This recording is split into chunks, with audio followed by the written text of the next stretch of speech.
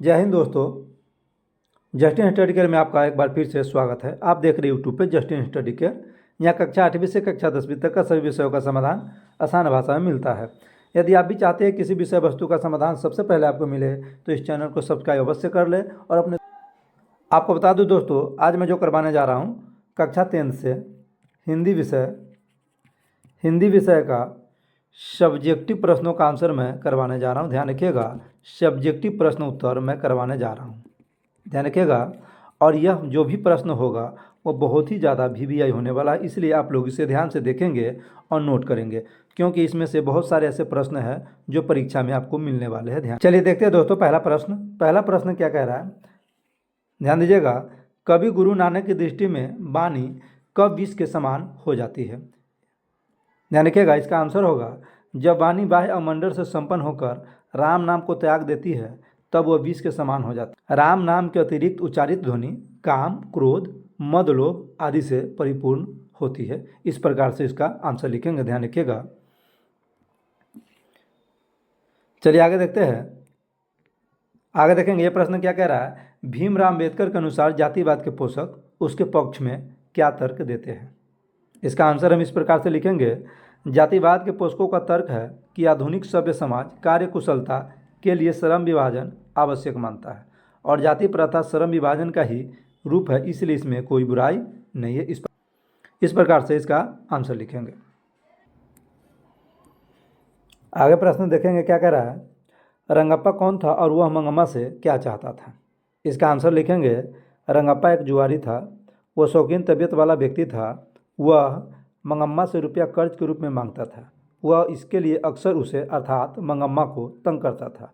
मंगम्मा अपने बेटे से अलग रहती थी तथा उसके पास पैसे रहते थे। इस बात को वह भली भांति जानता था। माँ बेटे के झगड़े का वह लाभ उठाना चाहता था। इस प्रकार से इसका आंसर लिखेंगे। यह प्रश्न काफ़ी महत्वपूर्ण है, ध्यान रखिएगा। चलिए आगे देखेंगे। बिरजू महाराज कौन कौन से वाद्य बजाते थे? यह प्रश्न भी काफ़ी महत्वपूर्ण है। इसका आंसर लिखेंगे। बिरजू महाराज सितार, गिटार, हारमोनियम, बांसुरी, सरोद और तबला बजाते थे। ध्यान रखिएगा। चलिए आगे देखेंगे प्रश्न। कवि वीरेंद्र डंगवाल के अनुसार लोग अभी भी क्या करना नहीं भूले हैं? इसका आंसर लिखेंगे इस प्रकार। कवि वीरेंद्र डंगवाल के अनुसार लोग अभी भी प्रेम करना नहीं भूले हैं।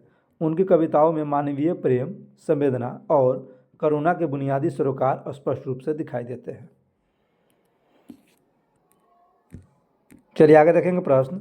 यह प्रश्न भी काफ़ी महत्वपूर्ण है, ध्यान रखिएगा। प्रश्न क्या कह रहा है। बड़े डॉक्टर के आदेश के बावजूद पपाती अस्पताल में भर्ती क्यों नहीं हो पाती है? इसका आंसर लिखेंगे। अस्पताल के कर्मचारी खाना पूर्ति करने में व्यस्त रहते हैं। उनके हृदय में मानवता, सहिष्णुता आदि का भाव नहीं रहता है। गरीब तबके के लोगों पर उनका कोई ध्यान नहीं रहता है। हर कर्मचारी अपना काम दूसरों पर सौंप देते हैं। बेड खाली नहीं होने का बहाना बनाकर पपाती को सुबह लाने को कहा जाता है। अस्पताल प्रशासन की लापरवाही के कारण ही पपाती अस्पताल में भर्ती नहीं हो पाती है। इसका आंसर इस प्रकार से लिखेंगे। और यह प्रश्न भी है जो बहुत ही वीवीआई प्रश्न है। चलिए आगे प्रश्न देखेंगे। रामविलास शर्मा के अनुसार परंपरा का ज्ञान किसके लिए सबसे ज़्यादा आवश्यक है? आंसर लिखेंगे। जो लोग रूढ़ियों को तोड़कर क्रांतिकारी साहित्य की रचना करना चाहते हैं तथा साहित्य में युग परिवर्तन की आकांक्षा रखते हैं, उनके लिए साहित्य की परंपरा का ज्ञान सबसे ज़्यादा आवश्यक है। इस प्रकार से इसका आंसर लिखेंगे। चलिए देखते हैं आगे प्रश्न क्या है। एक वृक्ष की हत्या शीर्षक कविता का समापन करते हुए कवि किन अंदेशों का जिक्र करता है? इसका आंसर लिखेंगे।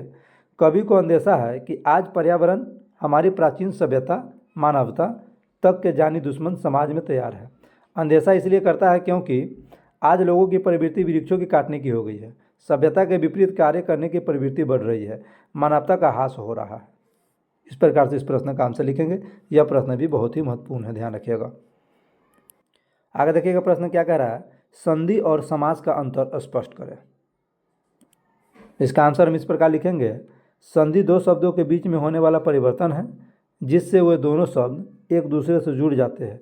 यह परिवर्तन शब्दों के अंतिम और आरंभिक अक्षरों में होता है, जबकि समास दो या दो से अधिक शब्दों को मिलाकर एक नया शब्द बनाने की प्रक्रिया है।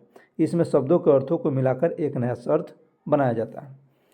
इस प्रकार से हम संधि और समास में अंतर लिखेंगे।